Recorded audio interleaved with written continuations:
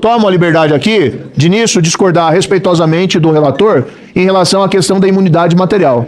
Eu não vejo que ela está sendo estritamente respeitada no contexto atual. A Constituição de 88, ela é clara no artigo 53, ao estabelecer que os parlamentares são invioláveis por seus votos, palavras e opinião. É uma tradição que vem lá, antiga, que foi construída na Inglaterra, e não é um privilégio. Aqui sim é um instrumento fundamental para que o parlamentar possa representar o seu eleitor e representar a população, sem medo de ser processado, seja civil ou criminalmente, por eventualmente fazer uma crítica veemente, fazer uma crítica pesada ao governo, aos poderosos de plantão e a outras instituições.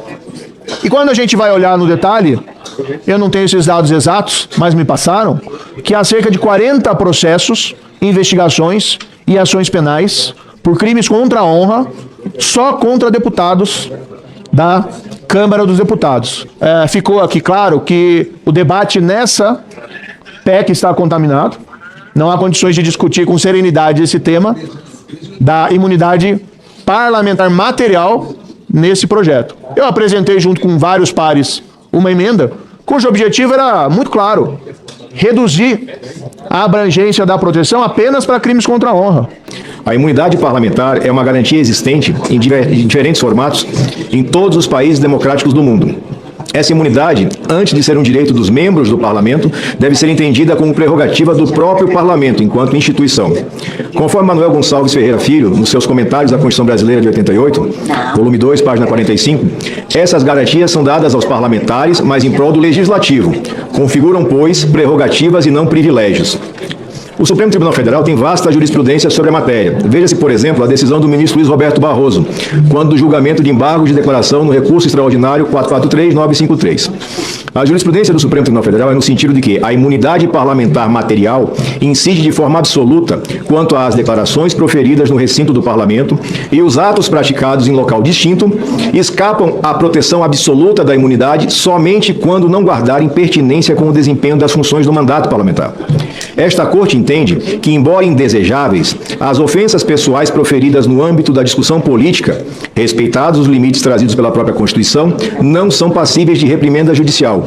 Imunidade que se caracteriza como proteção adicional à liberdade de expressão, visando a assegurar a fluência do debate público e, em última análise, a própria democracia. Aqui, senhor presidente, o presidente atual do Supremo, e essa é consolidada a jurisprudência da Corte, explica que a crítica ácida, a crítica dura, a palavra, mesmo que ofensiva, no contexto de debate político, proferida por parlamentar, está abrigada pela imunidade prevista na Constituição.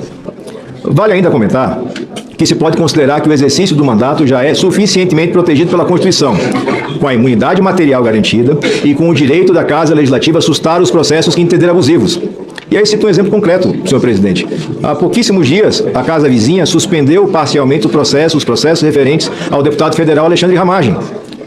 O deputado federal Alexandre Ramagem teve os processos referentes a atos praticados por ele após a sua diplomação suspensos por decisão da Casa Legislativa respectiva, que é a Câmara dos Deputados. No tocante às emendas de número 1, 2 e 3, elas restam prejudicadas, conforme o artigo 301 do Regimento Interno do Senado, na medida em que o parecer é pela rejeição, não é necessário fazer a apreciação das emendas. Entretanto, em respeito aos seus subscritores, e também a quem nos acompanha, que precisa receber informação de qualidade para afirmar seu entendimento, nós também nos manifestamos quanto ao mérito das emendas apresentadas, de forma contrária, uma vez que não nos parece caber a distinção no caso de crimes contra a honra de forma absoluta. Existe jurisprudência farta e antiga sobre a matéria, citei em vários pontos desse voto, desse relatório, estabelecendo a não aplicabilidade da imunidade material a pronunciamentos difamantes, injuriosos ou caluniosos que não têm um vínculo com a atividade parlamentar. A narrativa, segundo a qual a atividade parlamentar se encontra cerceada no Brasil, não se sustenta em fatos, o que se pode demonstrar objetivamente. Nenhum dos que está aqui sentado responde a processo por isso. Nenhum. Nem aqui, nem na outra casa. Por outro lado, analisando os raros casos de parlamentares federais objeto de denúncias ou de processos exclusivamente por crime contra a honra, verifica-se que, em regra, e um levantamento feito por colegas, senhor presidente, aponta algo em torno de 40 parlamentares federais que teriam processos por crime contra a honra em tramitação. Analisando esses casos, verifica-se que, em regra, Esses fatos que viraram procedimento se referem a condutas absolutamente apartadas da atividade parlamentar ou que ultrapassam largamente o patamar da crítica ácida. E vou citar 3 exemplos, só para fins ilustrativos. O deputado André Janones, que pertence ao autodenominado campo progressista. Ele responde a uma queixa-crime apresentada pelo ex-presidente Jair Bolsonaro, porque ele afirmou, entre outras coisas, que Bolsonaro é assassino, miliciano, ladrão de joias, ladrãozinho, bandido fujão, entre outras ofensas.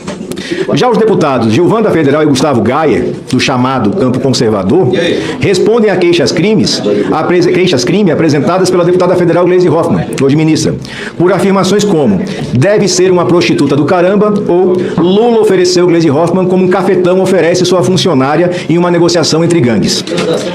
Com todo respeito, me parece absolutamente impossível atrelar tais agressões ao legítimo exercício do mandato parlamentar, mas, argumentando por absurdo, como se diz em direito, de toda sorte, a proteção já garantida na Constituição para opiniões, palavras e votos dos parlamentares.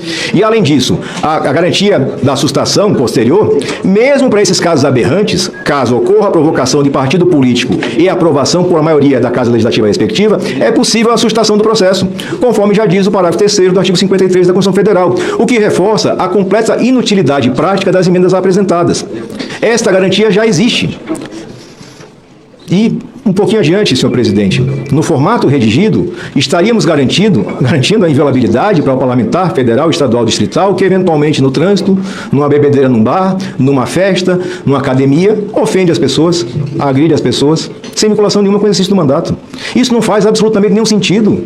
Absolutamente nenhum sentido. Já a hipótese de mudança do foro de julgamento parlamentares federais, referida tangencialmente na emenda 2 do senador Portinho, ela foge completamente à finalidade da presente PEC.